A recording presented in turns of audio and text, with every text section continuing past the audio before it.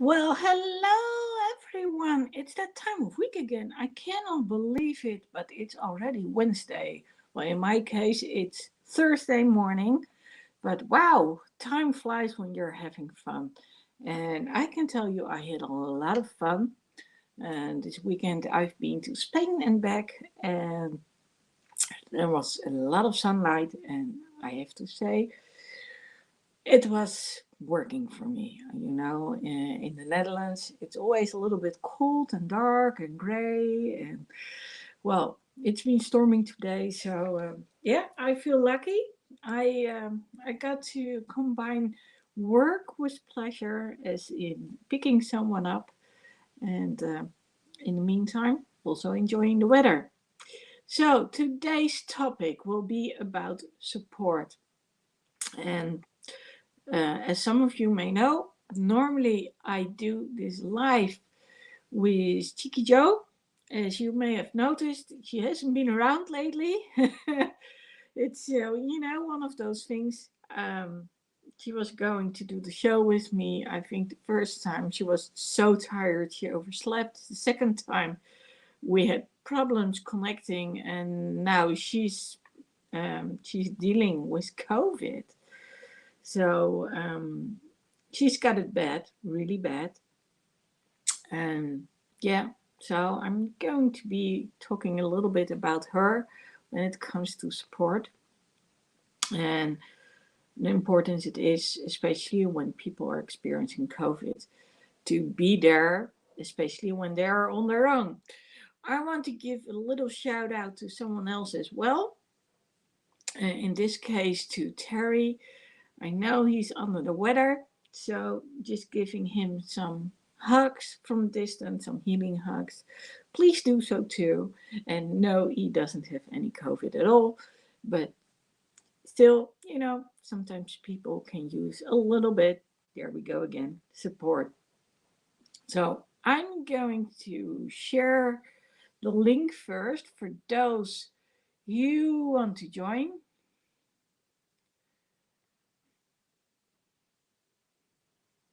So that's out of the way.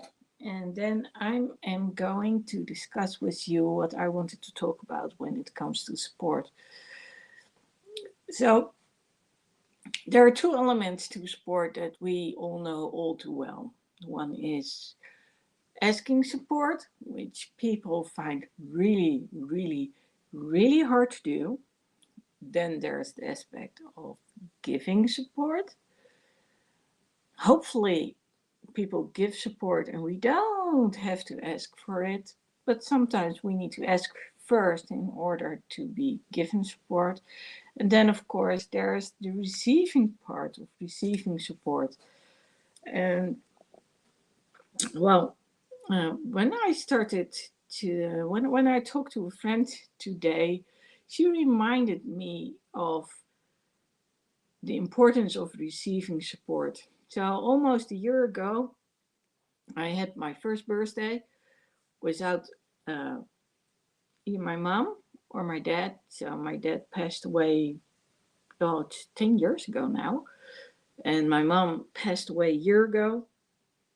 So I had my first birthday, and it was like, okay, how's this going to work without either of them? I mean, it was already weird when my dad wasn't around anymore, but my mom, she always reminded me of my dad being there. Now, my mom wasn't around either. So I was like, okay, how am I going to do this? And um, I wasn't sure how I was going to feel about it all. So I asked around a little bit. And then some friends of mine said, okay, if you want to, just come on over and we are going to celebrate your birthday with you. Well, here's what happened. And yeah, that was a big surprise. Um, so one of my friends had been organizing a tremendous birthday party for me. Not so much by having people over, at least not in the flesh, But she had asked all these people out there to actually share a little video and celebrate my birthday with me. For the record, it's going to be another 3 weeks before I have the next one. But um,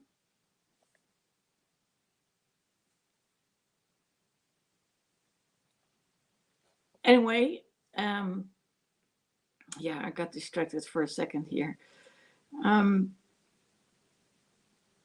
what she did was amazing because I remember sitting there on the couch, and of course, it was COVID time, and we were a little bit like, okay, how are we going to do this? Because, well, we had to keep our distance and all.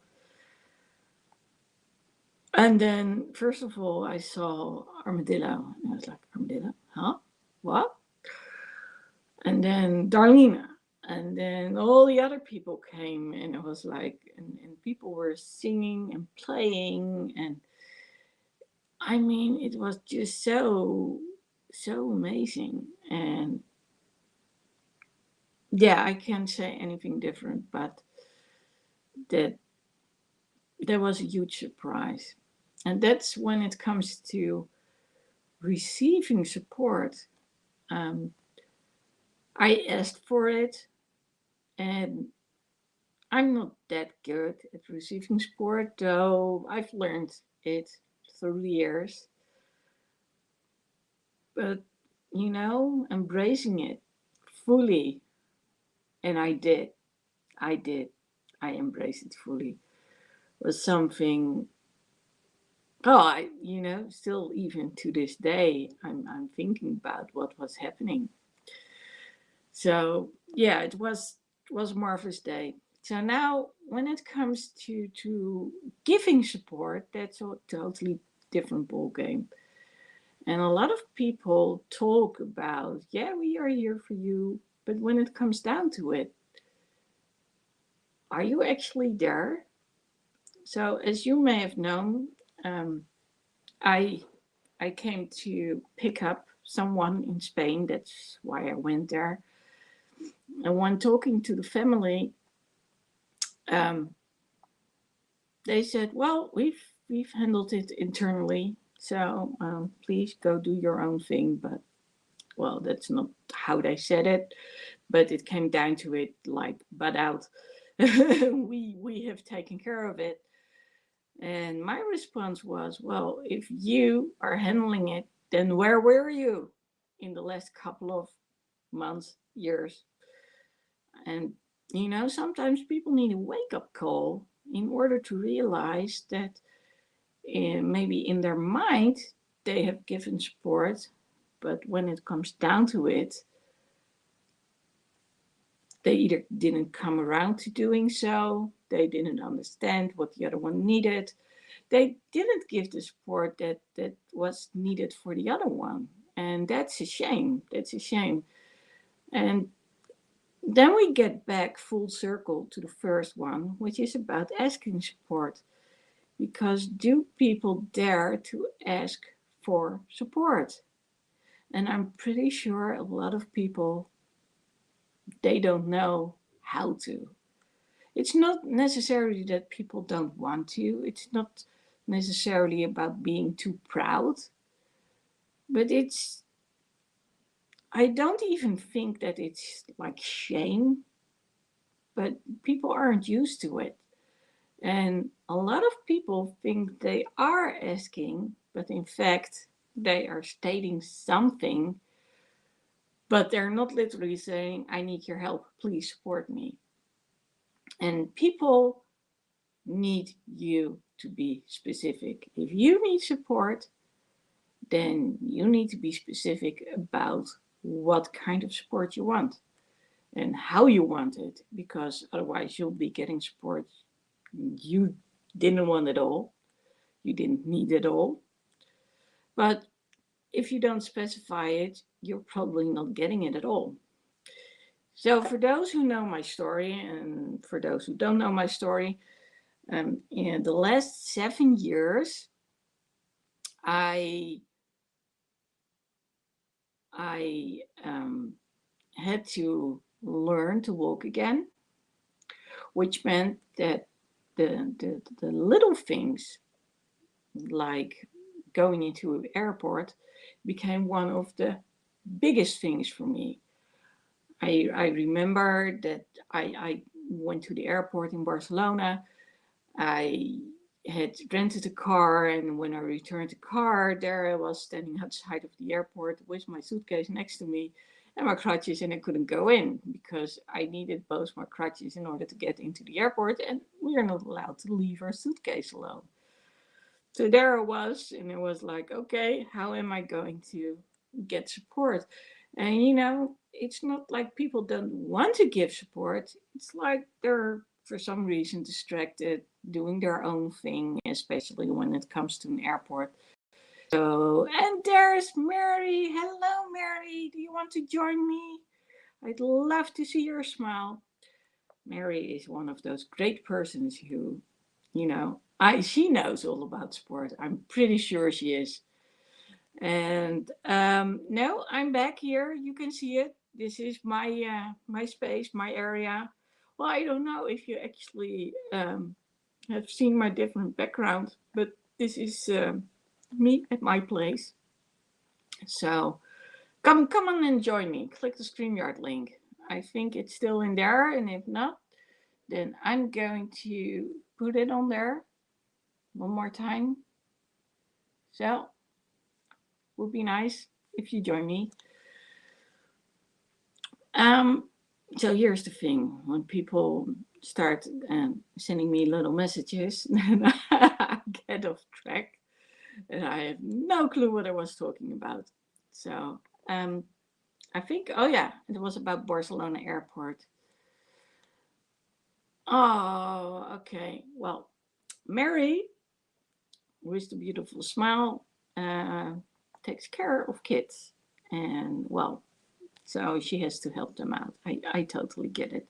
But I love seeing her on, and I know that she's listening. So she'll probably give some text along the way. So that's good. Anyway, going back to asking for help, I literally needed to ask for help. And it wasn't in a normal voice. I actually had to start screaming out loud in order for people to hear me, and then of course they helped me out.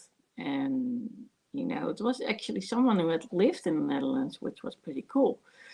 So being back at the airport again, um, twice now, and again this time with a rental car, it was cool to being able to walk on 2 feet. And yeah, I still get medical assistance, but at least I can go inside and get some help. By the way, I did smarten up. Um, I don't always use my big suitcase. This time I had my airporter, so I make sure that I can carry all my own stuff if needed. So, and going back to Mary for a second, well, oh, it's 5:16. Yeah, it's weird, the time difference. So it's 1:15 in the night over here. And yeah, well, I get it that the kids came out of, just came back from school. So asking for support is something I had to learn. I had to learn it, and I guess that the biggest challenge for me had to do with not being believed and having to repeat myself over and over and over again. And I had to come up with new inventive ways to be heard. Fortunately for me, I had this friend. Thank you. She says I'm a champion. Well, so she. And again, if you could see her, and you could see her beautiful smile, um, you know, that's besides people looking all pretty, it's them looking all pretty from the inside, which makes them shine. So, and she's one of those persons who totally shines. So, And getting back to asking for help, I had this friend, and she actually assisted me even before she had kids. Going to fairs with me and all that other stuff, and we could get along very, very, very well. And we talked about a lot of things when it came to life, uh, depending, varying from topics like, okay, if you want to be a mom, but you haven't met the right guy, then should you postpone having kids, or should you just say, well, I'm going to become a single mom and I'm getting support? There we go again from my environment. And what does that look like? Well, having known other friends who had to raise their kids on their own, I knew a little bit about how difficult it could be and how challenging. And so we discussed basically the pros and the cons, especially the part of support, because being a single mom is hard. Um, she's got two now, and they are doing great. She's doing great. And, you know, I can't say anything else but that it's a blessing that we can support one another. So I remember the countless nights that we would sit down and talk, especially when the youngest one was born. He would sit on the couch with us because he couldn't sleep. And it does have its advantages because he knows who I am. I mean, the older one knows who I am too, and she loves me for playing dragon games. But the youngest one, well, we spent countless hours sitting next to one another, and me hugging him and holding him, so he would fall asleep. And then his mom and I would be talking, or their mom and I would be talking about um, what I could do in order to get people to understand what was going on with my foot and my ankle.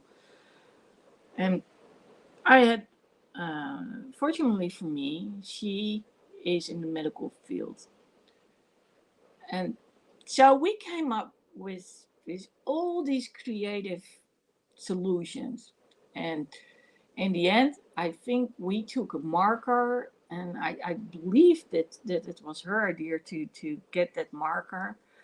And we just, um, we literally, used, I think, arrows or stripes or whatever it was to point out, like, here is the pain. This is what is swollen. This is what's not going right. Well, and at some point they made this MRI. She could read them actually. And when I was at the doctor's office, the surgeon number two, she explained what she thought was not going right. And I'm not sure, but if I would have to say, I think that made all the difference, what she said, to make it just that bit more understandable. Of course, also has to do with the willingness of people to support. I mean, I've talked to a lot of surgeons, a lot of them.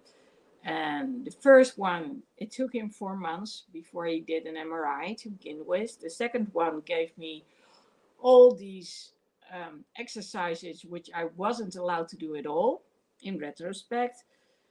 The third one, which came after the first one, and the first one helped me eventually by doing one surgery, which, by the way, wasn't enough, and it fixed part of the problem, but it wasn't enough to be able to stand on 2 feet again. So number three said, you need to. One has never been done, and the other one I'm not willing to do. Number four is the one who actually did do the surgery, but she asked a second opinion of number five. And number five said, well, I can come up. Oh, wow, look who is there. That's someone I didn't expect. And I'm going to invite her, but I am going to finish my story. So I'm going to add her. There she is. But number five said, well, I don't know what to do with you. and I can't help you even if I want to. So I went back to number four and I said, I remember standing there like at the desk, like, okay, this can't be happening.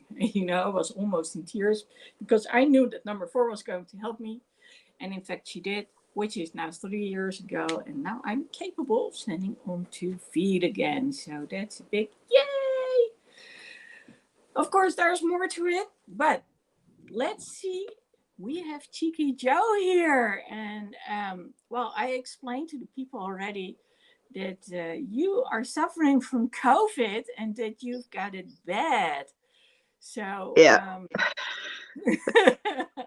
yeah, it has been quite I'm bad completely actually. surprised you're here. Yeah, I thought, well, I'll give it a go, see how I go, because I obviously missed last week's one as well. So, you know, I Yeah. thought I'd give it a little go. Yeah, it's a little bit weird how things worked. I mean, I actually said from the moment that we were supposed to be doing this together, the first one you were so tired you slept through it. The second one was problem with the connection, and the third one, which was last week, you had COVID. Although you did COVID. support me, I can't say anything else. And there is Michael too. Oh, this is going to be so much fun. So, Michael, if you want to join, I'm going to send the StreamYard link here. Would love it if you would join. And Mary is there too. She's in the background, and she Hi, also, Mary. Hi. yes, she's a sweetheart. Cheers. Um, It's and lovely. she's saying, I also had to learn how to ask for help. It took me so much time to understand and accept that it was okay to ask for help. Well, I guess that's the whole thing of today's topic about the acceptance and understanding how important it is. And yeah, that you're still learning it. I totally get it. It's the same for me. And well, and here's Michael saying he just wanted to support and show up. Well, you are, so that's cool. And he asked me a little question before because Michael and I are doing a show on Mondays as well. And when you go to Instagram, you have all these posts, and besides the posts, you have those reels and you have those stories. You probably know this, Joe. I don't have to tell you. So I try to have this checkerboard in place. So I removed one thing, then downloaded it with another app, shared it again, and it's apparently the collaboration function then just disappeared. And I was like, oh, how am I going to explain this? But yeah. So, um, how are you? Not too bad. A lot better than what I have been. Um, my headaches have gone finally. It's just really the breathing that I'm struggling with from time to time. Really, really painful. I struggle to breathe. Um, Obviously, I've never ever had breathing problems in my life, never. But since having this, oh, it's just been awful, absolutely awful. I've never felt so rough in my life. 4 days ago, oh, I don't know. I was crawling to the toilet. I couldn't even stand up because I've passed out twice because I was just so lightheaded and just couldn't carry my weight. My body was just physically exhausted from it all. But I'm getting there. I'm fighting it. Yeah, you are, and you are I'm here. fighting it. So that's so amazing. That's so amazing. And you're a perfect example when it comes to support. Um, because well, I didn't realize this actually till today when we were talking about it on the chat. Um, that you are, of course, in isolation, so you Yeah, don't see anyone, and the only way you get to talk is basically through the camera. yeah, right. And having to go to the hospital alone, that must Mm, be so hard. yeah, very hard. Bad Yeah, memories. yeah. So for those who don't know, I assume you don't mind if I share. No, no, go ahead. Joe, go back a little bit longer. Well, not that long actually, but Uh, we've grown. Well, we are in a, yeah. I don't know if that sounds wrong, but we are in a tight relationship. I'd say. yeah, very good friendship. Yes, very, very. Yeah. Yeah. So oh, I threw something from the table. Joe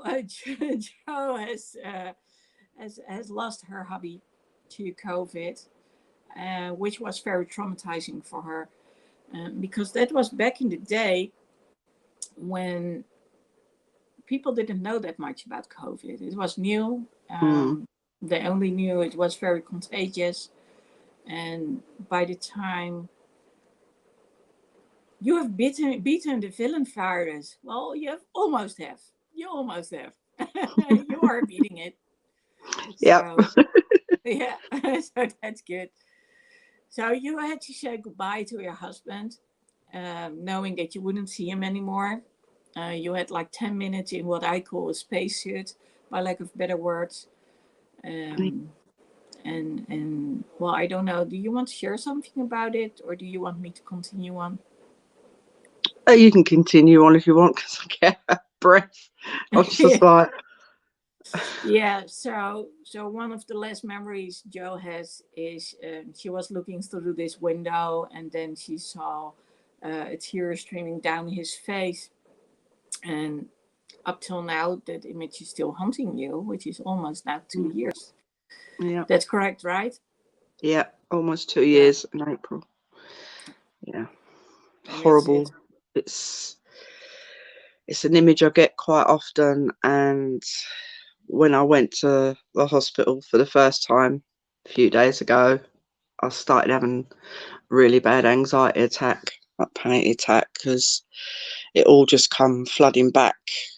Like especially when they put a mask on me to give me some oxygen and stuff and nebulizer, it was like, oh, I don't like this. It was quite daunting because it was like reliving the moment when I saw my husband. It's just and just walking in that hospital again was the first time I've been in there since he passed, and that all the emotions come back as well then, and it was oh my god, it was so traumatized. It really triggered off my bad anxiety really yeah. bad.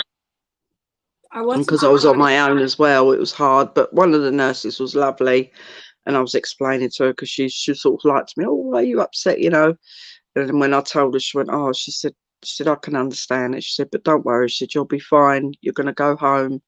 She said, "It's not nothing serious like your husband." She said, "I know, obviously, their memories they're going to haunt you because it's it's traumatic, it's stress." And she said, "But we're here."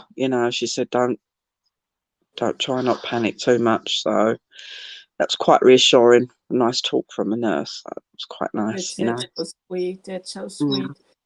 So Michael's saying he lost a friend to COVID too. And yeah, this is about not underestimating what COVID can do. But I yeah. realized when you were going to the hospital that it had to be traumatizing for you. I mean that Mm, was obvious to me. I just had hoped that because you've been there now like 2 or 3 times, yeah. Yeah. that it would actually help you, process Mm, just a little bit. But I understand that's not the case at all. no, no, not yet. I still find it hard. I think, yeah, I think it's just soon as I walk through the doors, that's it. It just all the memories just hit back. Yeah. I think it's just because when I went to see him, the hospital was like a ghost town. It was really eerie. Because Hmm. obviously nobody was allowed in. So it's complete silence, and all you could hear was machines, constant machines like monitors and oxygen machines going. That's all you could hear. Nothing else but that. And that was very eerie, very. And I get that if I hear that noise, that sets me off as well because it's Hmm. like oh my God, that's all I could hear was when I went to see him. It was horrible, absolutely horrible. You don't think things like that would haunt you. Like, I never thought that I would have nightmares from seeing him the last time and walking into a hospital. You don't expect it. It's weird how your brain like switches. As soon as you're there, then I start feeling hot, I start feeling sick, my stomach, and I can feel the anxiety kicking in. It's like, oh, here we go. And it's so horrible because obviously I had my phone with me, but in our hospitals, we're not allowed to use them.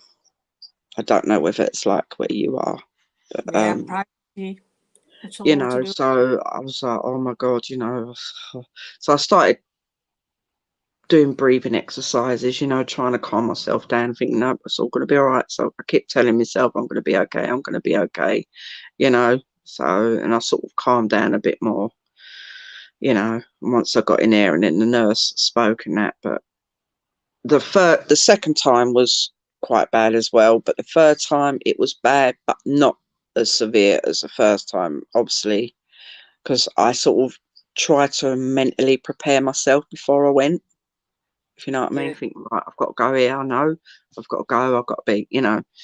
So I learned to sort of try and sort of calm down. But it's weird how it's like something just jumps on you, innit? It's, Well, it actually makes sense because the brain works with survival mechanisms, mm, and it was very traumatizing, literally. I mean, going in there knowing that you were going to lose your husband.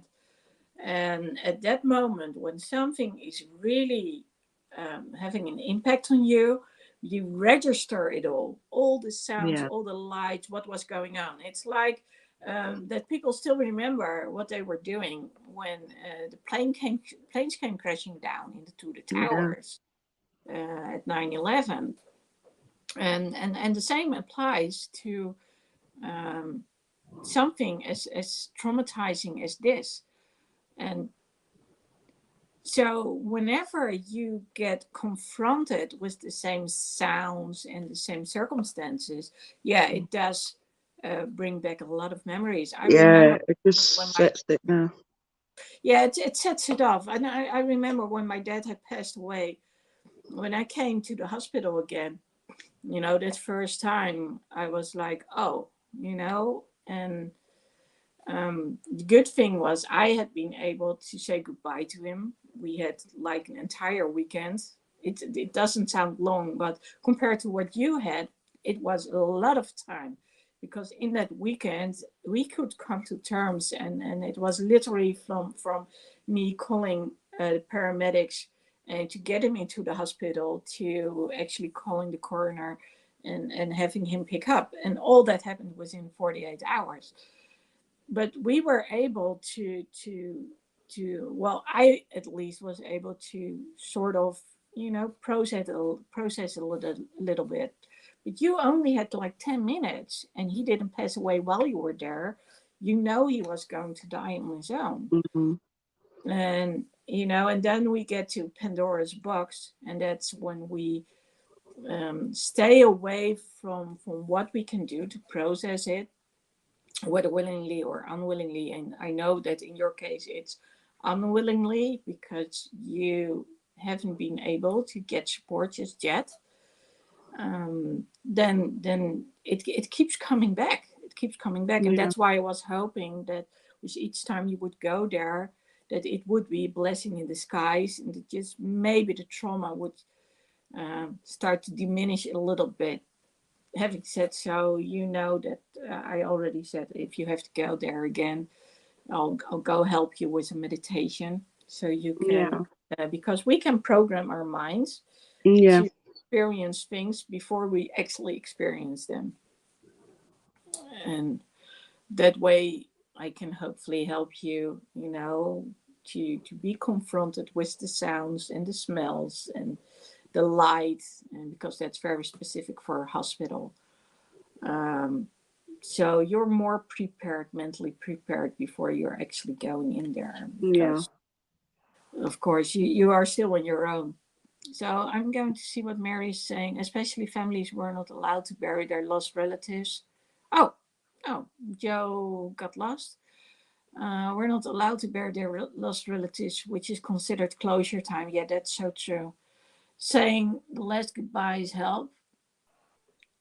Sorry, Uh, I don't know what happened there. I I don't just know. disappeared. So Mary is saying, especially that families were not allowed to bury their lost relatives, which is considered closure time. Saying the last goodbyes helps. But yo, you have all of us out here praying and sending love and hearts. So that's, Oh, thank you, Mary. I love you loads, sweetheart. Thank you yeah. so much. It And, is having my friends is good. Very yes. good.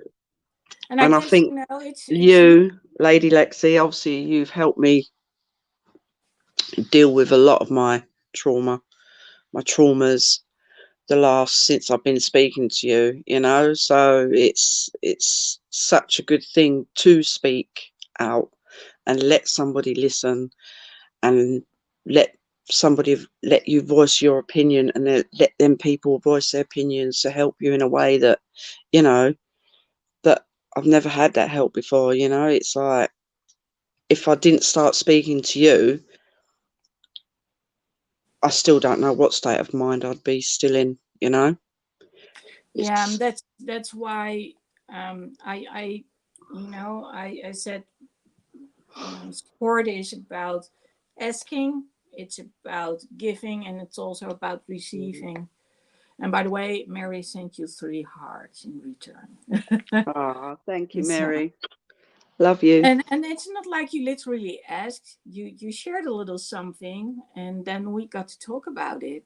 Mm, And um, yeah, I'm one of those people who, when I realize people are in need of something, then I'll go talk. But if it hadn't been for you sharing your story first to me and then later live, it's you who actually took that step and decided to do it. yeah, and which And I'm glad I did because it helps a lot. And obviously, when we're not online, you're always talking to me on inbox, or if I've got problems or anything like that, I know you'll always answer me and talk, which is nice to have that, you know, because you know there's always somebody around there for you, no matter what predicament you're in. There's yeah, always going to be that somebody there, and it's nice to know. And that's why I love you for all what you've done because the last few months you've helped me immensely. yeah, well, it works both ways. And yeah, I have to accept the compliment, so I will. Thank you. um, but yeah, it's you with your post, you've been sharing things which have been going on in your mind Yeah. and in your heart, and that makes it easier to how do I say, to connect with what's going on. Mm, So you allow me to give you support. That's basically what I'm saying. yeah. And I get so many messages as well and inboxes saying, oh my God, like people say your captions to your pictures, oh my God.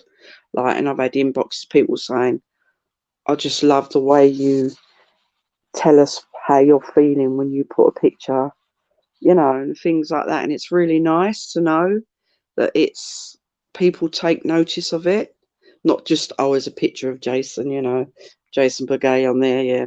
No, it's people take notice of what I write and you know, and it's just nice. Like the one I did yesterday, I watched his Scientology video, and Yeah, maybe hang on for a sec. For those who don't know, Joe has a fan page on Instagram from Jason Begay, and she's posting all these pictures and she does all these collages, which is pretty cool. And she ties them together, so she really looks for matching pictures for the story that she wants to get across. And then there's the text um, which basically tells the whole story. So I'm not sure if we need pictures because the text already speak Yeah, volumes. But then again, I believe the pictures already speak volumes without the text. yeah. So go on. Yeah. So like yesterday, I'm watching this Scientology. It's like 2 hours long, and that's why I put a paragraph yesterday. And I had people inboxing me saying, "Oh, what video is this? What video is that?" I had about 25 inboxes, people asking me what the video is, and and it's an interest for them to watch. And as I stated, like the way I was feeling is because of watching that video of saying that go to do the things that you want to do, try and pursue the things we want in life, but it doesn't always work out.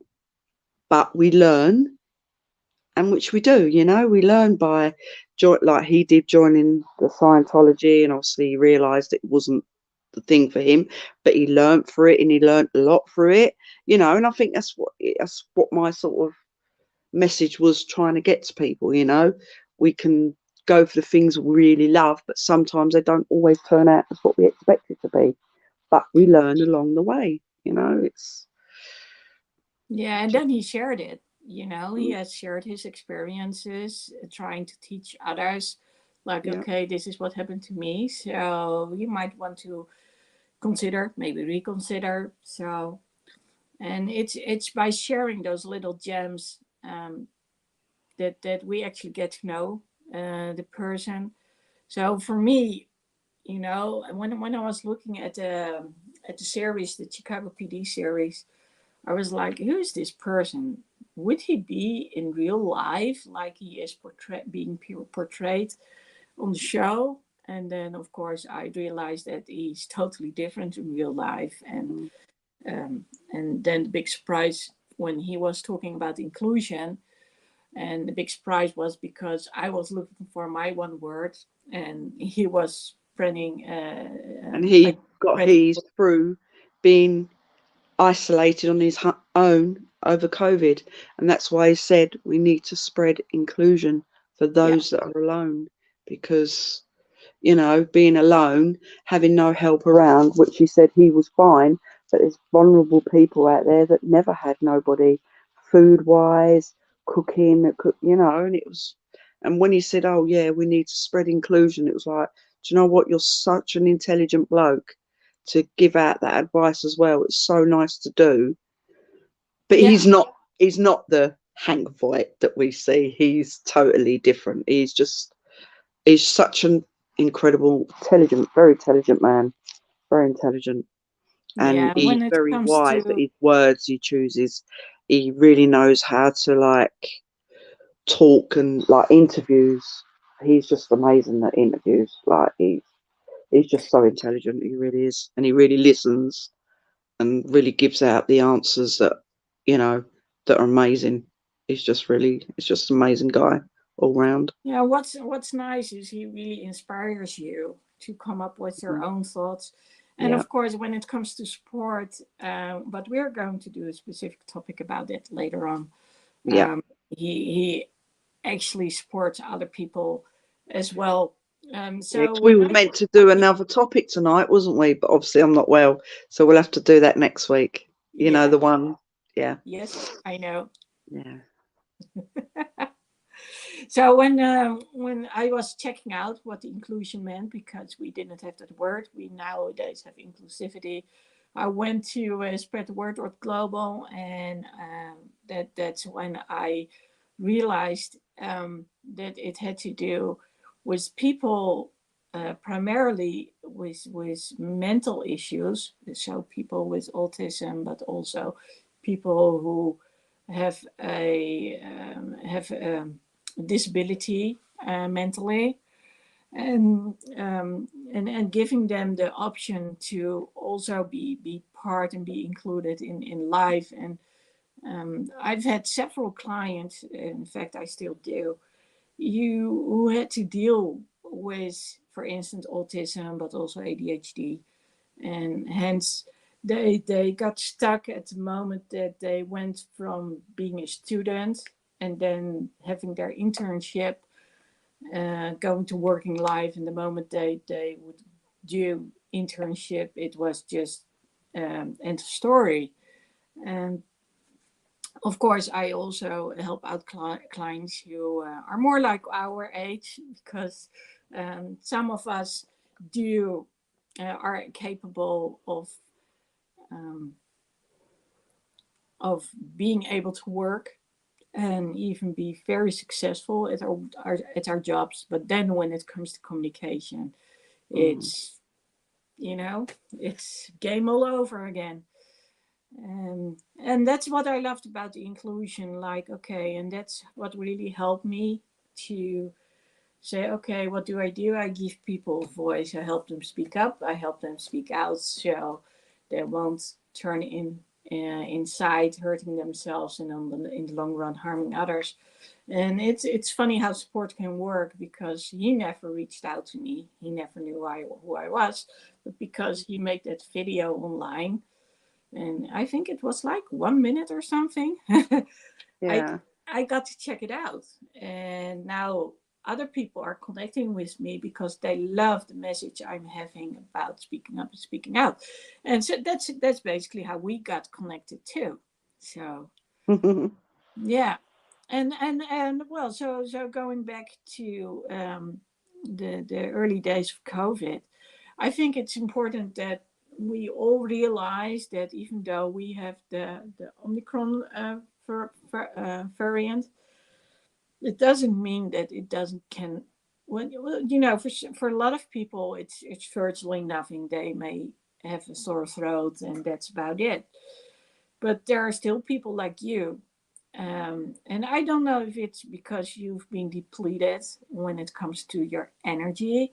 I mean, the trauma you've been through, and people don't know this, but when people are traumatized, it's like reliving the last memory or the last situation they've had of this person.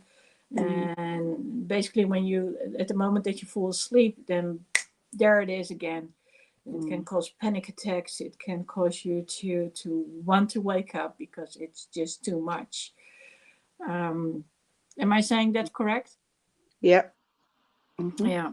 So I'm not sure if that's the reason why you are being hit so hard the way you are, because you said you've always been healthy. I mean, this is one of the things I need to use, and this is the small version of what I got when I was like 30 years younger, because then it was The this big big. one. Yeah. Yeah, it was really big. So yeah, I don't know any better than having to use my medication, but I do know what it's like to have a really severe pneumonia and to be spitting up. Well, okay, let's keep it to that. Let's say I had to sit up for at least 4 weeks before I could lie down flat again, and it was quite painful. So Yeah. I don't know what you're talking about to a degree. Um, but yes, you are on your own right now, and you're used to having your family around. Um, Yeah. and that's a big difference, when you're dealing with a small one and a teenager, and then one in her 20s, well, two actually, Yeah. and then For nothing. silence, Yeah. crickets. It drives me mad. Yeah, I hate it. Oh, absolutely hate it. Really do. It's yeah, horrible. It's too quiet. But I've been doing a lot of reading and I've sort of been sleeping on and off too, like obviously because I've not been well. It's so totally drained, so exhausted. So the days are sort of passing quick. yeah, But hopefully, I did another home test today, and the line was very, very faint. So hopefully tomorrow or the next day, I should be clear of it. The actual COVID, just normal, because it's been over a week now. So mm. yeah. Yeah. They used to say it's about 10 days. Not They, here though. In UK, it's not 4 days now. He yeah, just it's don't five care. days nowadays, He and just doesn't care. Oh, Yeah. Well, no, people have been protesting that much over here in the Netherlands that they're going to, well, we don't have to wear any facial masks soon, and no, we same as don't here. keep any distance anymore. And Yeah. quite honestly, I'm not too thrilled about that. And with I'm me, still gonna be wearing my mask when I go out. I'm not gonna be. I don't care what people think. I'm not risking it. I'm really no, not risking it I totally because get it. And when it comes to personal space, that's what one of the things I loved about COVID, and when it comes to my clients too. A lot of people were actually very happy that people didn't get into their personal space anymore. And mm, with personal space, I mean that someone is standing really close to you and like you cannot move around without touching them.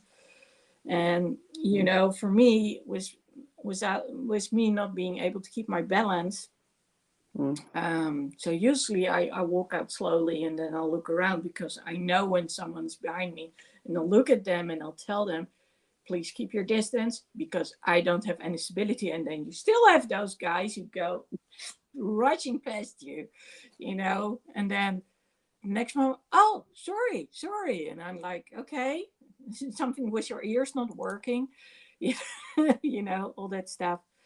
And that's, so I'm not too thrilled with them letting go of all the rules. I mean, I think it's a good thing for economy, for restaurants to be open again and all that stuff. But to say that basically like it's not there anymore, because that's basically what they're saying, that's a whole different ball game. mm. But then again, who am I to judge what the government is doing? Because no one. Yeah, exactly. Yeah. But back to sport. Um, you didn't ask for support when you were first dealing with COVID. But then again, when people are sick, I don't think people should have to ask for it. I think we should be the ones to offer it to Mm, those who need it. And in your case, I mean, I can't get to you and give you the food and the drinks you need, but I can be there when it comes to being there on the chat and mentally. So uh, have you been prepping your own food, or have your kids been helping you out? my kids, because a lot of the days I wasn't eating anyway. I was only having things like homemade soups and stuff because my appetite is really like, ugh, because I've got no smell, I've got no taste. It's just, ugh, horrible at the moment. Yeah, So, yeah. I've heard from some friends that it might take months. I hope it doesn't, but yeah. yeah. Because I've got a home soup maker, so I just bung things in and just let it do it itself. And Oh, then when that's it's a done, good one. I'll just eat it. So, Yeah. So that's an element, an aspect of support that I didn't mention. And I probably should call it self-supporting, self-support. yeah. So what can we do when we don't get support from others to at least help ourselves? So that would Yeah. be the fourth aspect of supporting. Mhm. Um, I mean, just because others don't do it doesn't mean that we cannot help ourselves.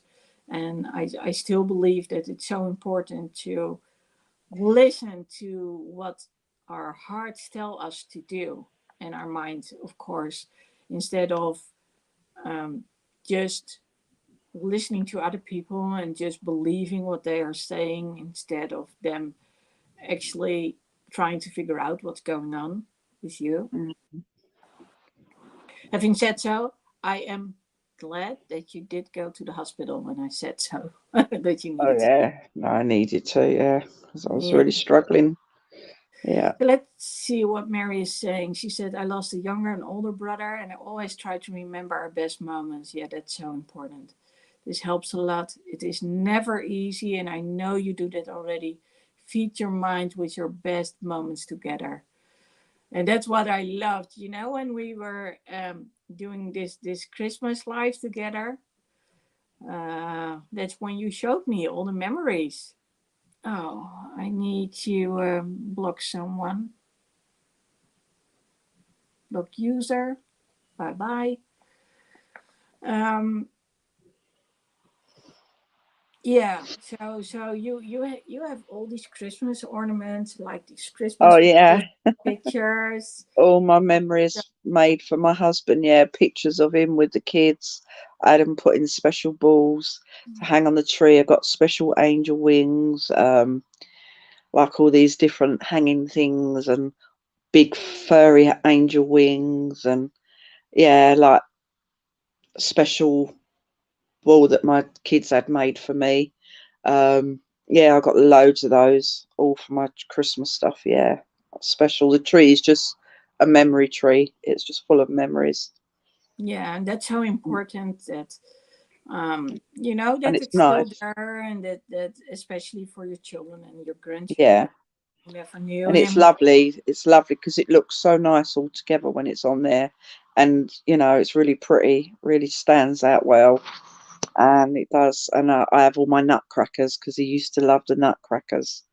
He used to love the nutcracker. Don't know why, but and obviously I just started buying them every year. I've got about 10 of them now. My Yeah, house is going to look there's like the something nutcracker. special about nutcrackers. That I have to agree. Uh, I don't know why, but there is something there's They're something lovely. happy about They are nutcrackers. lovely. Yeah. So, and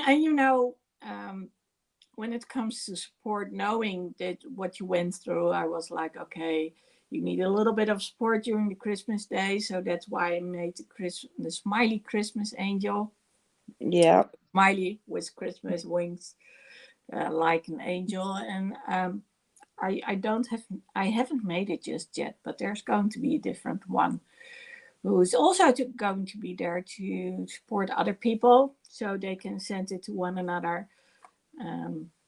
In times like these, for instance. Hmm. So Yeah. yeah, so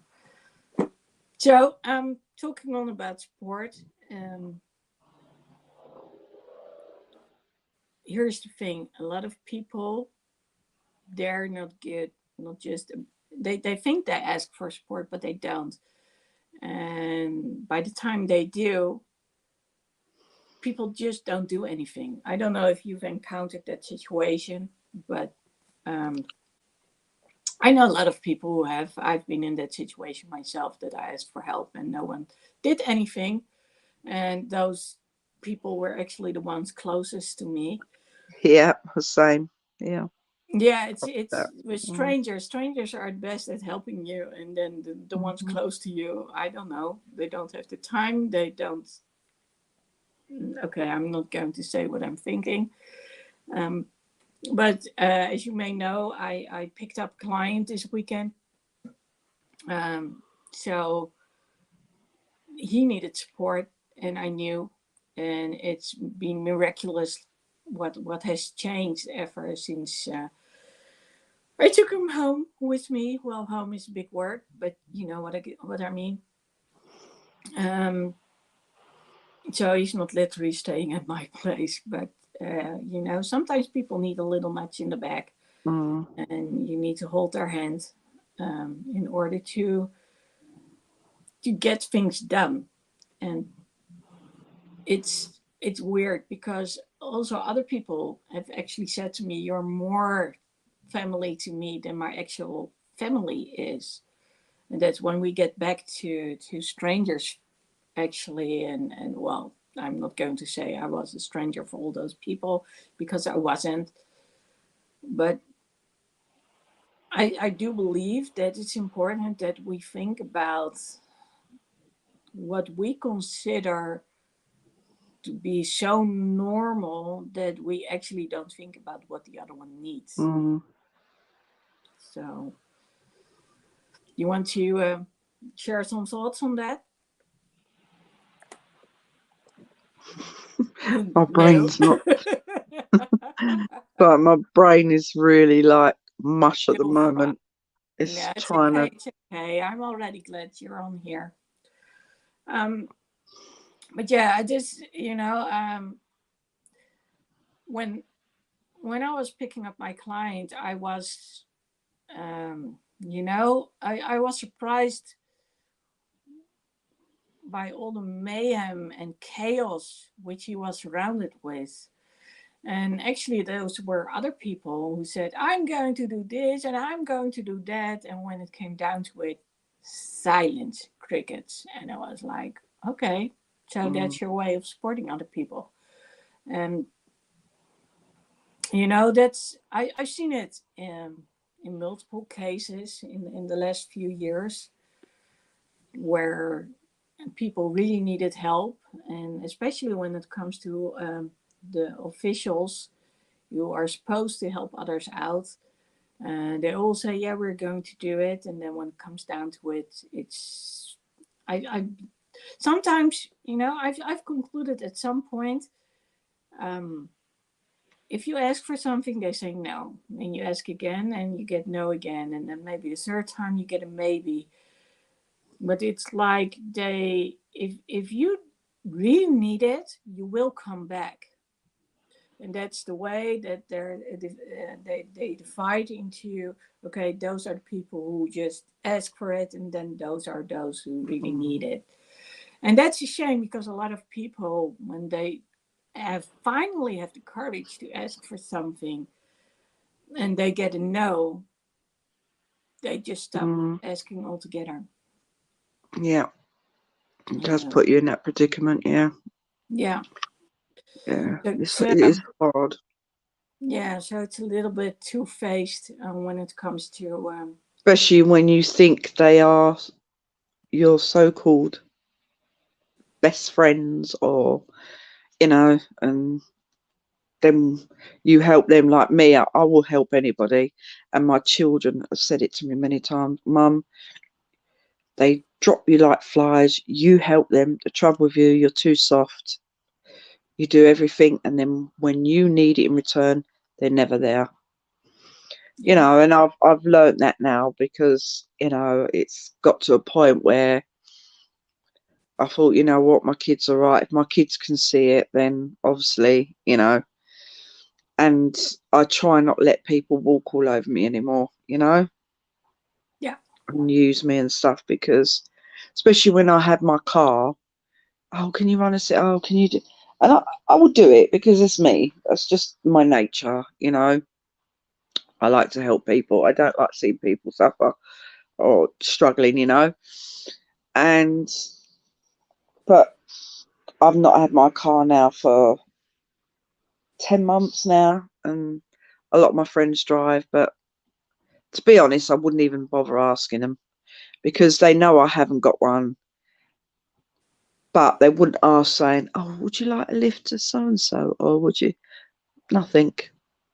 yeah. And That's yet, all the times I did it for them, and it's like, well, yeah. And now I don't do it no more. That's it. I just put a cut off. I don't ask no more, unless they ask me mhm. Yeah, and for that's help. that's sad thing, because later on they will say, "Why didn't you ask?" Well, I did ask, but you didn't listen. Exactly. So Exactly. Yeah. But I've fallen out with quite a few people since my husband died, where someone was talking about me because I put on my Facebook, it was 6 months after my husband died, that I went to a friend's, it was her birthday, and she said, "Look, you haven't been out." And this is when you could start going as 6 people. She said, "Come out to the restaurant with us." She said, "I'm going to book a table of six." She said, "I want you to come." She said, "Because you need to get out. It'll do you good." I was like, "Oh, no." My kids are going, "No, mum, go. Just go out. It's only a meal, you know." So I went out. So I posted a few pictures of me with my friends, smiling because it's her birthday. Oh my God. I get an inbox the next day from one of my friends saying, "Oh, you were talked about terrible last night. Was your ears burning?" Because that's what we say. If someone talks about you, your ears burn. And I was like, "No." I said, "What do you mean talking about me?" I said, "What have they got to talk about? There's nothing interesting in my life." "Oh no, you went out." I went, "Yeah." "Oh, but," and she sent me these messages that is. so-called friend I'd been friends with for a long time. Uh, oh my God, it was like, yeah, did you see her pictures? Look at her going out, enjoying herself. Her husband's only been dead 6 months, and look at her smiling, drinking. I bet she was out with blokes and all this and that. And I was like, oh, right, okay, so that's okay, right, okay. So I was sitting there, I was like, and I went to my daughter, went, I'm just going for a drive somewhere. She went, you're going round there, aren't you? I went, yep, I'm going round there because I'm going to confront her. I want to know why she had the reason to say that, you know? So I goes round, I pulls up and I see the curtain move in the living room. Obviously, so I knocked at the door, no answer. So I just shouted through the letterbox. I said, look, you can't hide from me. I want you to come and tell me why you said that. What made you say that? And all of a sudden, the door opens and she's standing there. I didn't mean it in this context. I said, well, I read the messages and you meant everything you said. I said, and to stand there and say that my husband's only been dead 6 months and I'm out enjoying myself and drinking and there's probably men involved. I went, what do you think I am? I said, I idolised my husband. I said, it was my friend's birthday. I didn't even want to go, you know? And it was like, and she's like, oh, yeah, but you shouldn't have been posting pictures. I said, why? Can't I still have a life and live on? Am I not allowed to enjoy my life? Yeah, but you shouldn't be doing it. I went, what I do is my business. What you do is your business. I said, but please don't ever talk about like me behind my back like that. I said, you had no reason to. I said, and you can forget about our friendship. I said, don't ever contact me ever again. I said, I don't really want to speak to you. I don't really want to see you anymore because what you done was hurtful and you were supposed to be my friend and supporting me. And then I just got in the car and drove off and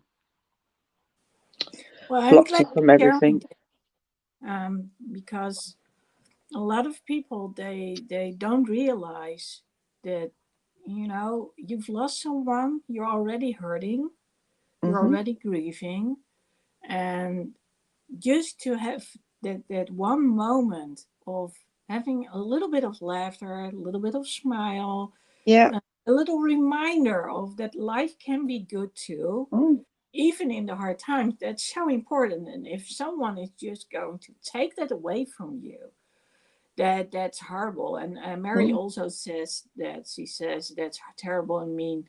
You have all types of people out there, even the ones you Yeah. think are friends, and And that's so. if she'd been there at the night, she would have seen that at one point for the night, I wasn't happy. I was crying because I felt guilty being out. And then my friends were saying, no, you deserve, your husband will want you. You know, if she'd seen that, but all she could see was, oh, yeah, I'm out enjoying myself. My husband's dead and I'm going out and I'm enjoying myself. And it's like, really, why would you put somebody down like that? Do that to somebody that's just lost their husband, you know? There was no need. And she was a friend. I'd known her for 15 years. You know, we did loads together with our kids. Our kids did loads together. And to do that, that was so hurtful. And I just do not understand why she had the audacity to be like that and say that.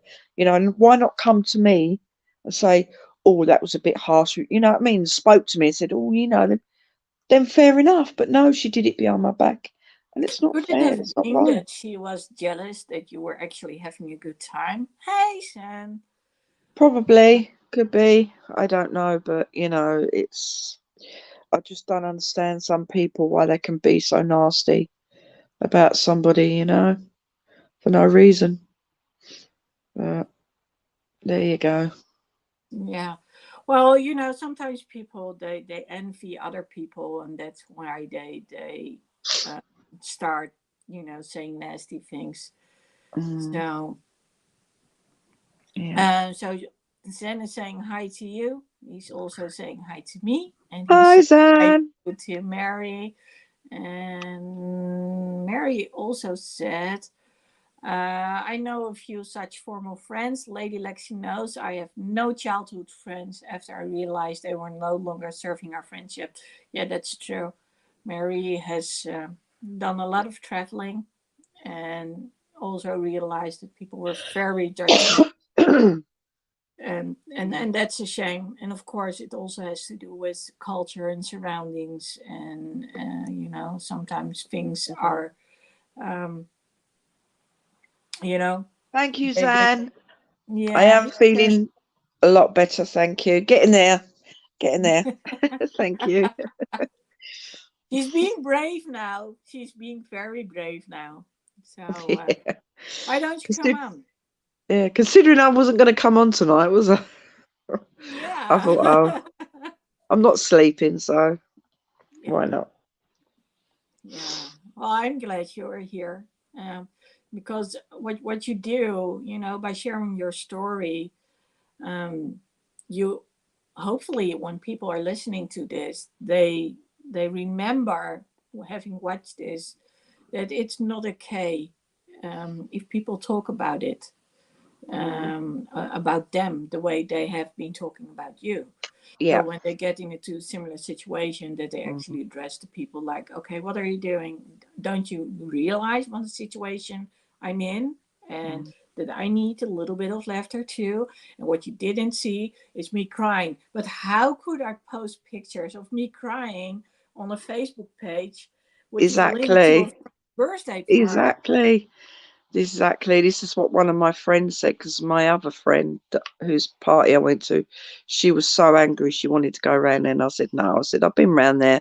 I've sorted it. I've told her that the friendship's over. I said, it's not really worth it because she was so angry. She said she should never have done that. She said she wasn't there to see you crying, heartbroken. And she has the audacity to say that about you. She said, no. She said, that's not on. She said, she does not deserve your friendship. I said, I know. I said, I've told her that it's over and that's it. Never heard from her since, and I don't want her to be fair. Yeah. Because, it's not a friend that I could trust anymore, you know? Well, and the thing is that when it comes to being judgmental, then we get back to communication. By the way, Sen said that he's going back to running errands. So, Mm-hmm. bye, Sen. Bye, Zan. um, that then we get back to people not really expressing and being specific about what they want to get across. Is So, Mary not of coming course, on? now he's running errands, so he's not coming No, on. Mary. Oh, Mary. Mary. Now, Mary is taking care of the kids. She had to put them in the shower. And what did she say? She Oh, said, right. because it was, well, it must be after 6 now. So, yeah, well, she was feeding them. That's what it came down Oh, to. okay. And she is saying, "You are so nice, Joe." You even told her. I just silently cut off her mind. Yeah, and I totally get that too, because it's hard to speak up and say um, what you're thinking, because you don't know how the people are going to respond. Yeah. It's this, I mean, I could have been really nasty and gone there and really, but that's not my nature. I don't believe in violence. There's ways of talking things through, I don't see the point in getting violent or angry. It's just not worth it because it's not going to get anywhere. I just blatantly told her straight up, I didn't like what she done and what she done was out of order, and I don't want to be friends with you no more. Just do not talk to me. And I said, you're like a child at school. You expect this from school children, not adults. I'm an adult. I said, I don't need this. I don't want all this. Like, I'm an adult. I'm not a child. I don't want to be listening to people going chit chat back this one. Seriously, get on You're with out your of high life. school. Yeah, I get it. I And don't need that. I do not need them negativity in my life. I want to spread happiness. I want to spread inclusion. It's, you well, know, that's why inclusion is so important. And to mm. Mary, yes, we will be there in 10 minutes because we want to see your smile. Yes, I miss you, Mary. I haven't seen your smile for a long while. I Yeah, need yeah, you to cheer me up. she's coming on.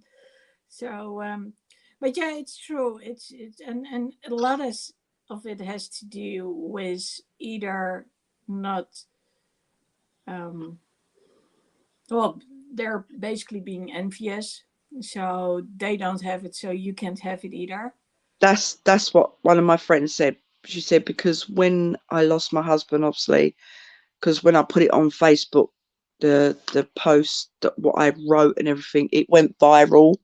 And that's when I was on the television and everything, and I was in American papers in Spain because it went viral because of what I wrote and what happened and everything. It was shared like something like 73.2 million. It was Yeah, travelled we're around the talking world. about you losing your husband, right? Yeah, yeah. And it was a post I did. I just put a picture up me holding his hand, and then I wrote down, what, and then I did a week later a paragraph, which I've still got it all, of leading up to the day he went into hospital, sort of like a rough, because my head was at the time, I couldn't remember every single thing, but I'm going to rewrite it again, but I want to do it properly. I want to do a whole proper thing on it. But, and it went viral. So obviously I got contacted by news, news TV shows, local papers, and it just went viral. It was like, but it was weird because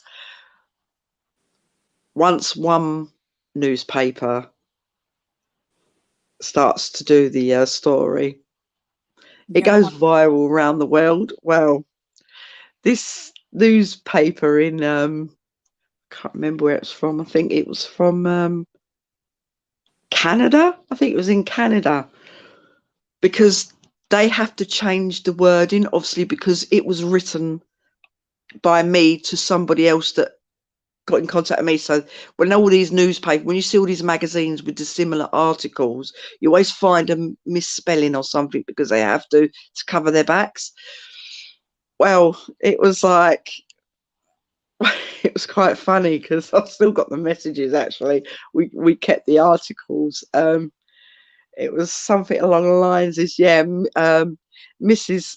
Parker lost her husband Keith Parker, and it went further down. It went, yeah, Mr. Parker and his 15-year-old wife Ellen Betty, which is, and we were like, what? 15-year-old wife? What the hell's going on here? And Yeah, they it turn it kept around. making these different mistakes, and then it was like, um, yeah, she, what was it? He oh, what was it? Oh God, I can't remember. But it was the things they were saying. It was so funny, and we couldn't stop laughing. And I put it on Facebook, and that went viral because people were just laughing. It was just everywhere. I mean, I had an interview as well with a couple of American news companies: Belgium, France, Spain, Italy. Quite a few that I've done interviews. I still got them all. And they did a special thing last year on Easter, and they showed pictures of Keith because it was a year where he died on Easter Sunday, being a religious day, over here. It's special, you know, um, and something like that. I'm hoping to do another one with Sky News this year as well for Keith's second year anniversary. I'm hoping to do another interview on Yeah, it's Sky News good because you for won't it. be the only one, and people And need hope, to know they're not on their own. yeah, and And being that, like, because it was on a special day of where families get together, because Easter Sunday everybody gets together, people go to church or people do different things, Easter egg hunt with kids and grandkids, and and things like that. And obviously we didn't do any of that because he passed away, and it was so horrible. Even though the following year it wasn't Easter Sunday, because obviously it changes every year, doesn't it? The day is the 12th, but we still found it really hard to celebrate Easter because we used to have great fun on Easters. We used to like have a big like roast dinner, and then we get the games, and then like when the kids were younger, we used to get buy these little eggs. We used to hide them in the house and the garden, and we used to make them like give them a basket each, try and find a suit, get some, and we put like all these clues on the walls, and oh, that's and we was lovely. looking forward to doing a really special one with Violet because it would have been her first proper Easter, and obviously we couldn't because he passed away, and it was so hard. But I still made sure, even though it was Easter Sunday that he passed that morning, I still try to cook and do something with little one because it was her first proper Easter. And I said to my daughter, I don't want her to be around misery, if you know what I mean. So we Yeah, sort of sure. did a little thing indoors with her. We had some Easter eggs, got her to plot around. It was hard, but we managed to do it, without us all Brave. trying to not break down, and it was hard, but we did a couple of hours fun with her because I didn't want her to miss out, because she doesn't understand. She didn't understand what's going on, and it's really hard, So It's a brave thing from you for what you did. yeah, I just didn't want her because she was only 11 months old when he passed, and obviously the atmosphere in the house was really down, sad, everybody crying, and I said we need to do something because I don't want her being around that, because it's not good for a little one. Because they sense it, they pick up on the stress. Mary! Anything. Hello! I was like, she can surprise you with her smile. Welcome. There she is. How Hello! can I not come on, even if it's for 1 minute, just to give a direct Oh, big virtual hug hug to you back. girls? Mwah, mwah. Mwah. Love you. Mm. I love you girls, and Love I you really too. appreciate all the things that you're doing. I missed some parts of the conversation, but I followed on a lot of things, and you're saying real, they are deep conversations, very necessary, because those are things that we hardly talk about, Yeah, but we have to talk about them. It's not that's easy right. talking about them, No, it's but they not. need they need to be addressed. Yeah, And definitely and agree. Yeah. and like Lady Lexi was saying, You got muted. once you share your story, sorry, once you start sharing your story, you it's like you liberating, you're growing, you're born again. You, in fact, it's so Yeah. empowering, and you don't know how many people out there are listening and hanging on that little hope that you give them, because they Yeah. see someone who has been through it and who is going through it and who is saying, I can fall 20 times, 1,000 times, but I trust my get up. Yeah. And that's why we're doing this, of course. Yeah. So And that's why I came on tonight because I missed it last week and I was like, oh, I really need to, get some things off my chest, as they say. I needed to sort of Very good. important. start getting out there, yeah, You say because where I've you're been going really to, down. today you Mm. decided that you're going to show up, even if you're Yeah. limping, even if your teeth are chattering, you're going to Yeah. be there. And that's, Yeah. showing up is a very, very big Yeah. part of Yeah. of, And I of, knew I of, had to be of here. So, growth. yeah. And of course, Lady Lexi, I don't know how she does it, but I she know. functions 24/7. I don't know how she gets her I don't know energy. how she does it. She came back from Spain the other day and bang, she was straight on live. And I I'm like, can't. Even how when do she's, you do that? I'm Oh telling my you, God. she needs to share her menu, her diet with us. She has a Yeah. secret diet that is giving her all that energy. She says I have a smile. Girl, look at her smile. She's always with She's that always smile. smiling. Yeah. Always. Always blooming. I get Glowing. energy from talking to people. No, that's That's very, Yeah. very, it's my very secret. important. I like talking to That's your people, passion. Yeah. and when we have a really deep conversation, which is meaningful, that's when I get my energy. I don't Your like to energy. listen to Yeah. chit chat. I might sometimes listen to chit chat, but normally I'm not a person to do any chit chat. But when we have a really in depth conversation, Conversations. And of course, seeing smiles and two beautiful ladies here. Can I Of course. not smile? So yeah, but it was weird, you know. It was my first live show with Michael, and I said, "Oh, I'm sorry, I won't be able to make it because I have to pick up my client, and when we fly back, I'll still be on the plane when we are supposed to go live." But now we've changed it actually to this time, so it will be at 4 p.m. Pacific on Mondays, 7 Eastern on Monday. So that's easier than on Monday and Wednesday. I'll have a fixed time. Yeah. It's way Oh, that's easier. good. So Usually this time is much more flexible for me, but at five is just a peak. It's yeah. when you go live, that's when they are coming in, and that's when I can only pick bits and pieces of the conversation. But you always know that I am connected, Yes, even I if you love don't it see when me. I see you and there are the comments. So that's Even why I when you always don't say, see me, I am always connected. Yeah. yeah, That's good. that's when we're talking about support, um, it's so important to know that someone is listening because I can share my story even when no one is listening. But it's so much nicer when there is actually a response, and it's even nicer if I actually get to see some faces like right now. I mean, that makes all the difference.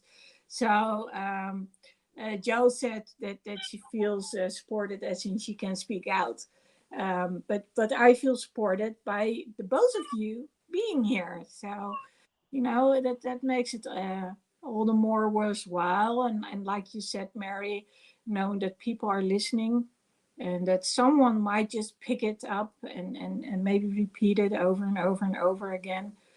Um, when we did those shows about the narcissistic partners, I know that had a really big impact on people. That had really, really big impact on people. But the sport, it's equally as important. And when I was sharing it with a friend today, and she was like, "Do you remember that I throw you a birthday party?" And I was like, "Yeah, that's true." During the COVID times, and I still see us. We were like, "Okay, how do we do that? How do we hug? We're not supposed to be close, in close range because you're not in my bubble." But there was no bubble for me anymore because, well, my dad had passed, my mom had passed.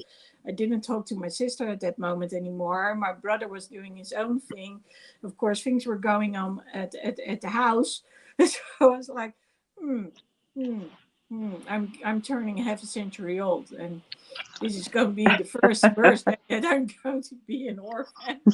Some dramatically say it. And then when she had arranged all these videos from people, I think I've been watching like 15 minutes, people um, who were playing birthday songs, people I didn't even know, but they knew me because we do have a shared network. But also people she didn't know, but I knew very well. And they came on, and that was such a big surprise, especially during the whole COVID. Um, when you couldn't see anyone, and then seeing all my friends there from the US and from everywhere in the world, that was Oh, such how a big nice. surprise. Yeah, Mm. that was really like, okay, yeah, and that's true. Things are always there. No, we've But really passed through some peculiar 2.5 years. They have been peculiar, and we've all had the impacts in one way or the other. Nobody has been left indifferent. no, And really, most of the time, thank God for internet, and people can have live events or have what we call FaceTime. Because when you are talking with people, you don't have time to be by yourself and have some negative thoughts coming in your head, or some Yeah. sadness. At least you talk, like we talk, and then we laugh, and then you can join in the laughter, and That way, you activate your happiness muscles, which is really what we need now because we have to be more smiles because things a lot of things are happening and we are so uncertain. We don't know what tomorrow brings. No. Right. And that's why it's so important to, if you see someone and you love them or you care for them, let them know, give them a hug, tell them, I love you. Give them, pay them a compliment, whatever it is. But if this were to be your last day or their last day, that, you know, it's there, and they can take it with them. That's so, so important. Just I, got to take my cat out. Hold on. I uh, think increasingly people have been this lockdown in one way. One of the good things that came out from lockdown is people have learned how to communicate. People have learned to because people have a lot of time and they have learned that talking is very important. Communicating with your family, with your friends is so important. Imagine you at with lockdown, you can't go anywhere, or people have to work from home, and even you're scared of going to do your groceries and your shopping. So you have nothing else but to find someone to talk with. Those who were on their own, who had no people to talk with, and who did not even think that they could go online to find communities, I think they had it hardest. They really yeah, had a they hard always time. say like social media, um, that separates us from the real world, as in we don't have any direct communication anymore. But I actually have experienced the opposite, due to social media and of course the internet. I've been able to really connect heart to heart with people. I mean, the two of you are a great example of people I got to connect to. During Christmas time, I was actually on my own because I was suffering from sinusitis that weekend. That well, actually for a couple of weeks, um, and you know, being able to talk to people, and it was funny because I had made the Christmas smiley angel for other people, and actually I needed it myself because I wasn't able to go out. I didn't think it was the responsible thing to do, and because I was having all these headaches all the time, and I was so tired so quickly. Uh, so being able to actually see people, that made a whole huge difference. And yeah, even again with I just recently reposted a post from when I'd lost my mom a year ago, and then people responded to it. So I'm not that much on Facebook anymore, but it was lovely to see people actually react to it and say, "Oh yeah, yeah, I saw you about your mom," and I was like, "Yep, that's Yeah, really on Facebook, and we sent you hugs. yeah, We sent you lots of love and virtual hugs, and whether we like it or not, communication is the foundation. Yep. And when you get a good community, you are really good to go, no matter how many kilometers are separating us. Just imagine you guys with the time difference.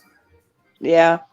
It's really important, and it helps you to really build up the immune system. It's part of building your immune system, talking with very positive people, people with a growth mindset, and who would really uplift you. People with whom, after you finish talking, you go back, you can sleep peacefully, you can even laugh over some of the things that you were saying. And that yeah. laughter continues, and that's how the best thing for you is getting up with a smile in the morning.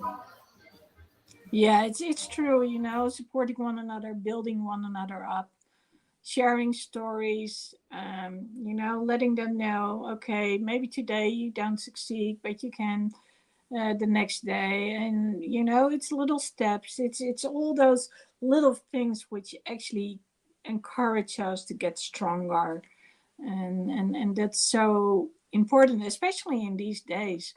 Well, I mean, back in the day, of course, families were living together, multiple generations. And of Yeah, course, one can wonder how happy people were back in those days. But there was um, some sort of community at least, so people could reach out to other people. That's why it's so sad that Joe has to be isolated right now, because I know she wants to be with her kids and a grandchild, because that's yeah, always a lot of fun. yeah. Miss them so much. Oh, it's It, horrible. it's just for a moment, and you have internet, Yeah, you can have FaceTime, and it's not like you going to be some in some isolated place all by yourself. You just nah, can't touch them right. physically, but you can see them and talk with them. Yeah. So girl, just hang on there and everything will be fine very soon. Oh yes, can't wait. You are stronger than this thing. The first time he got you and your family unawares, because that was just the beginning. Now it's not going to get you a second time, never. We tell you No, that you are stronger than what it can bring. no, So you thank you. have all our love and support. Yeah, I do, I do, and it's lovely to have. It's lovely to know I have you all. It's just nice, and it's down to Lady Lexy getting us all together. Because I wouldn't Oh, have got to seen any of you, like you, Mary, Zan. Um, I keep forgetting her name. The other young lady, Bonnie, Bonnie, Bonnie, Bonnie. Bonnie, Yep, Terry. Bonnie. Yeah, Yeah, Terry is Terry. under the weather too, so that's why he didn't join. yeah. Oh, And it's just nice, nice to have these people around. I think it's yeah. Yeah, and Mary and I and Bonnie and Terry, of course, we and Zen, we all got connected through Evan. So Evan hasn't been on here, but Evan Carmichael is always the one who says, "Go out there and get her." Let's call all of you my online family, but get out there, make yourself heard, and find the collaborations, find the connections. And that's basically how I also ask you, like, okay, come on the show, come on, go live. And it's a good thing when in times you literally wouldn't be able to speak to anyone else. At least you get to do it like this, mm, and it's not like physical contact, but it's the next best thing, I yeah. suppose. I wish I could get my young daughter to join in, but she just wouldn't. I Yeah, think it's No, just with time, young. I think with time, if she when she will see the good that is doing to you, she would enter. But I must tell you this, Lady Lexi has a phenomenal way of connecting with people. I don't know how she does it. Instantly, she just connects and she knows how to make it permanent. And I yeah, really commend you for that, Lady Lexi. You have Ah, a magic way of doing it. well, Keep doing it. usually all I do is listen. I listen, I repeat back, and I reach out. And a lot of times, um, it's not what's being said; it's what not being said, which resonates with me. So usually, I pick up on those little things, which are being left out. It's the little clues. And You are excellent at it. yeah, yeah, and definitely one thing, agree. Yeah, because I've been observing myself. I mean, when I was the age of your youngest daughter, Joe, I wasn't much of a person who wanted to talk to other people. I was very withdrawn. So I was really an introvert. I mean, I'd been bullied almost till like I was 13, 14 years old. So by the time I was 16, I was finally getting to know who I was a little bit. And still, I was that strange kid. I was there's this song from Delane, and it's called "We Are the Others, We Are the Cast Out." Um, um, So and I really resonate with that song because I know what it was like. I mean, there were four of us who were metalheads at high school. And so the good thing was I was able to express myself with the leopard pants and all that stuff and the scarves and the shirts. So that made me part of a community. But it took me a while before I actually, made that switch. And was I think I was about 17 and still remember the guy. His name was Jan Toom. He was younger than I am now. And he said, okay, what is it you want to do? And that's how I rolled into the IT probably, because he had me actually install computers with those big floppy disks, which is kind of funny. So The old The computers. first generation computers. yeah, Yeah, I remember yeah. that. Used to have to dial up. It takes so long. You'd be like, oh, hurry up, hurry. Do you remember Those were the the days. internet mess with the doink Yeah, doink those were doink? the days. Not like Okay, now. so I suggest that we are going to wrap things up. I mean, Joe, you're still recovering. Mary, you Yeah, get I need. very I'm busy. getting very Just exhausted, actually.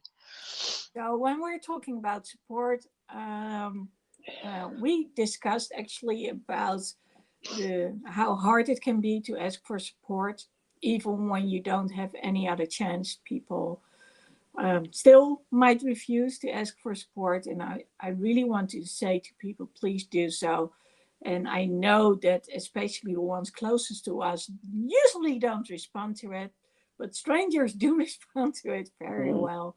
But don't let it hold you back to ask for support, which brings me to self support, because at least support yourself, and you can do so by asking again and again and again. And quite often it's the way that we communicate, so people don't understand it. yeah, And sometimes we just have to come with examples, so people can actually get to understand it. Maybe change a little thing, tweak things here and there, discuss it with other people. And when it comes to asking, of course, we hope that we don't have. Yeah, you have to start by being your own cheerleader. I love that. So when it comes to asking, we of course hope that we don't have to ask, but that people will just automatically give it to us. Well, unfortunately, that's not the world we live in, because people are, absorbed with whatever is going on in their mind. And then when you tell them in retrospect, they will always say, "Oh my God, if I'd only known." Yeah, you were there, standing there, sometimes not. And it's always the coming from an unexpected corner. But when we do get support, let's embrace it, let's receive it, with the intent that it's given to us. That's why I talked about the birthday party, um, which I got reminded of today, by the friend who actually it took her quite a few months, I think, before she had arranged it. So yeah, I can only say I love her to pieces for what she did. And but again, when it comes to sport, it's a lot of it has to do with, do we dare to speak up? Do we know how to get across? But also the other one, how observing are they? And that's probably why self support is so immensely important. So at least we are there for ourselves. And some of I talk regularly about a virtual accountability partner, and I can't tell you how many times that has actually helped me out there. So I have a picture on my phone from someone who isn't actually there, but it helps me to get things done I normally wouldn't get done, and feel supported all the way through, because it's like, okay, this is it's like that little backup that you sometimes need to get things going. And well, someone explained it to me, it's like the super ego. And when I try to do it myself, I can go back and forth like a million times or a zillion times, and I'm not getting there. But when I'm looking at the picture, it's like, oh yeah, hang on, I promised myself I would. And no, I don't want to lose that part of the sport because it's already virtual as it is. So let's stick to it, keep it, because if you can't even rely on when you've actually asked for help and you're throwing it away, then what's left? So anything else you want to share? I'm starting with you, Joe. I just want, people to know that they can reach out to people. There's always somebody there. I mean, as I said, I never ever thought that I would ever be doing this. It was just never even entered my mind. I used to see people saying, like, posting back to it. I was like, yeah, no, I could never do that. I couldn't talk about my life. But it's amazing that when you do start, how much it helps and improves my mental health, because at least now when I know I'm sort of feeling down and things like that, I know I have you to talk to.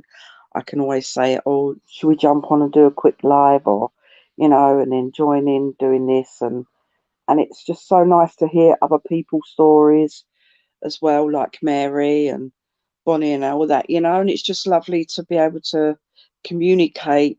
Like, me and Bonnie had the similar thing situation we were both in with a narcissist, and it was just so nice to be able to talk to someone that had been there as well. And obviously, things like that.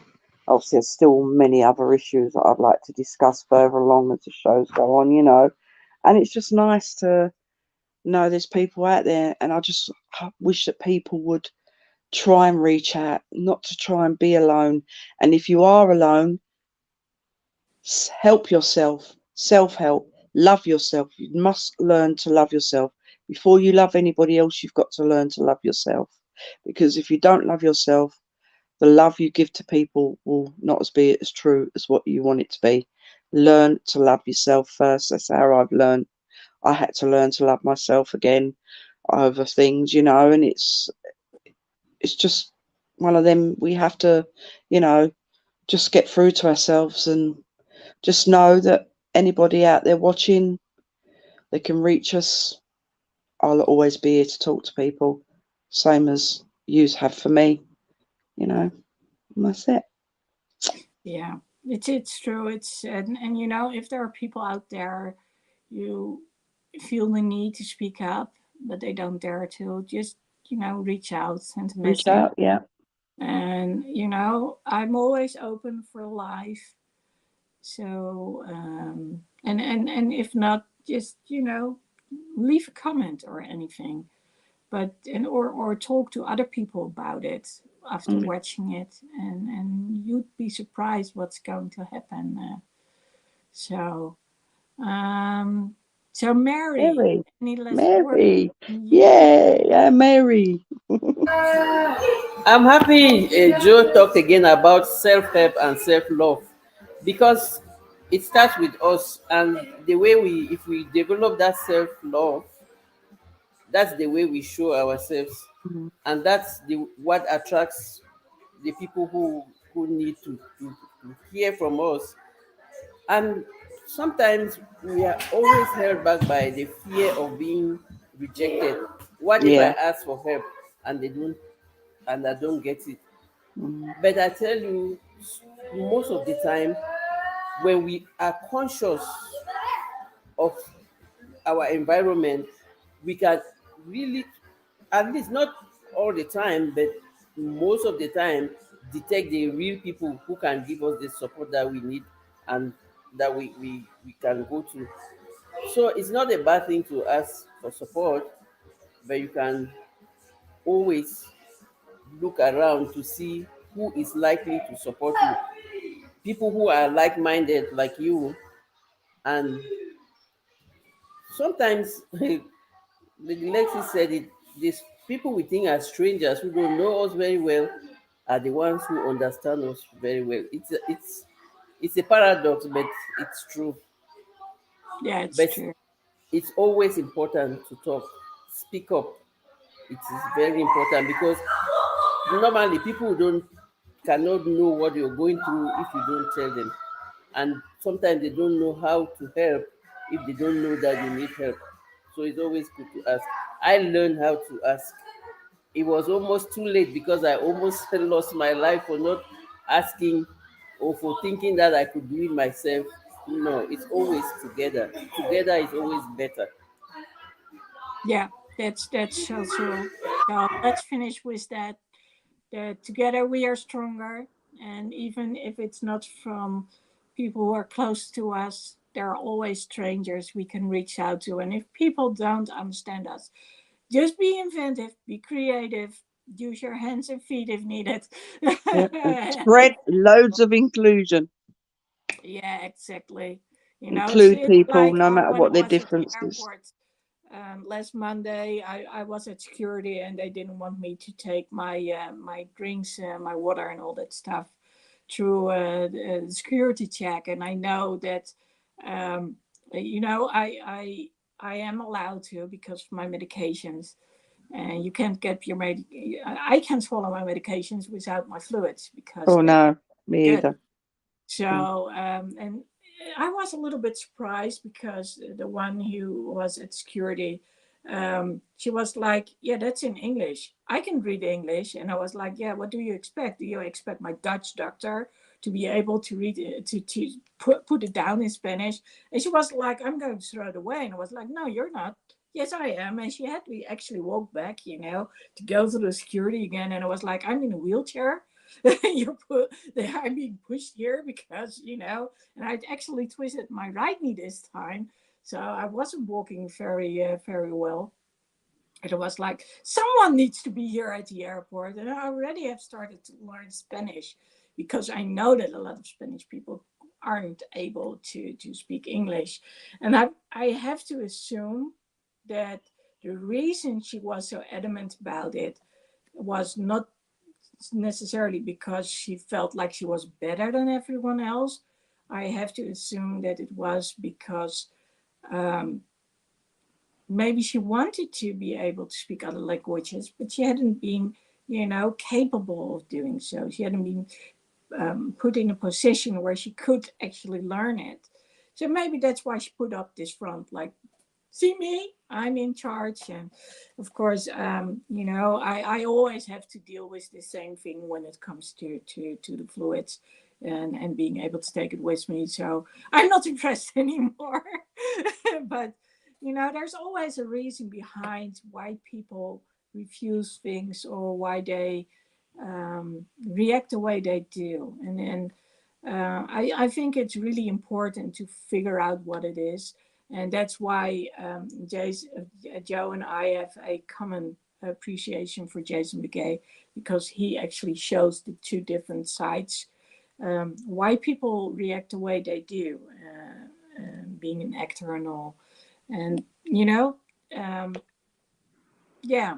So don't judge people by the way they come across, Never, but ask never for more. judge a person unless you've walked in their shoes. Yeah, Never know what that person is going through, or you know, and we've got no right to judge like that. There's everybody's got a past. Everybody's got, you know, I've had problems. It's life. It's, nobody's perfect. There isn't a perfect world, unfortunately. Nobody is perfect. So we shouldn't be able to judge somebody when we've done things wrong ourselves. that's so true. And It's even just, if we haven't done it wrong ourselves, mm, still be open exactly. to Still others. judge. Oh my Oh, God, there's so many judgmental people around. It's ridiculous. It yeah. really frustrates me. But Yeah, and judgment is often a result of fear, like Mary said, yeah, and the fear of the unknown, the fear of being rejected. yeah, So we already weapon ourselves against it. We create Mhm. this harness, and we stop communicating altogether because that's easier than getting a no. But having said so, we don't say no, and yes, we are all work in progress. So if there's one thing you get out of this, if you want to reach out to us or reach out to hotlines, reach out to strangers, reach out to friends, but communicate. Be specific about it as you want and you need, especially when it comes to loved ones, siblings, or other people. Tell them what it is you want and why it is you want it. Don't expect them to understand because they've known you for I don't know how many years. Um, and also, when you've been given, be open to receive it. And with what you get with one hand, give it to the next person with your other hand, and maybe you don't get it back from the same person, um, but if you give it, you'll probably get it back, somehow, some way, in unknown. Yeah, exactly, paid forward. So I want to say thank you for everyone who has been watching, and again, remember, you're not on your own. So if needed, leave a comment, reach out, and I'll see you all next week.